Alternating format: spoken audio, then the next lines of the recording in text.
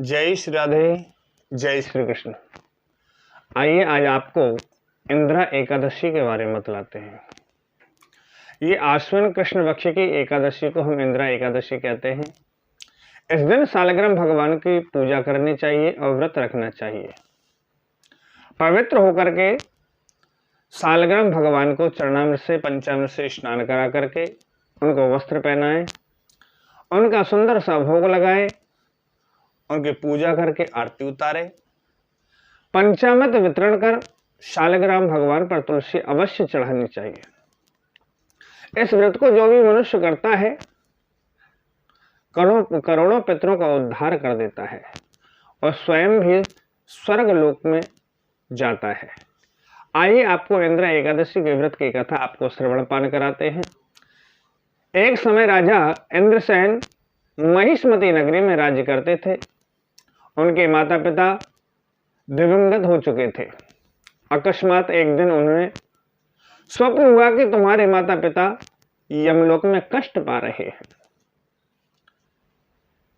इंद्र भंग होने पर निद्रा भंग होने पर वे विचलित हुए। किस प्रकार इस यातना से पितरों की मुक्ति की जाए, इस विषय पर मंत्रियों से परामर्श किया। मंत्री ने विद्वानों से बुलाया, पूछने की स्वीकृत की।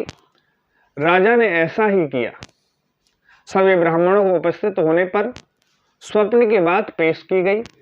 ब्राह्मणों ने कहा, हे राजन, यदि आप सकुटुंब इंदिरा एकादशी का व्रत करते हैं तो आपके पितरों की मुक्ति हो जाएगी।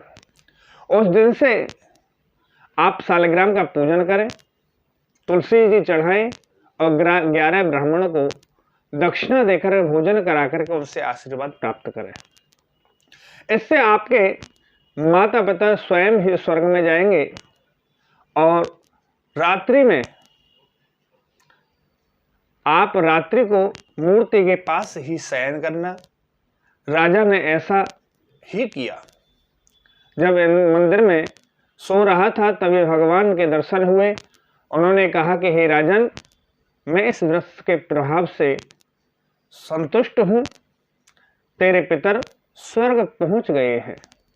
राजा इंद्रसेन के इस व्रत के प्रभाव से लोक में सुख भोग कर अंत में राजा इंद्रसेन भी स्वर्ग को चला गया। जय जय श्री राधे, जय जय श्री कृष्ण।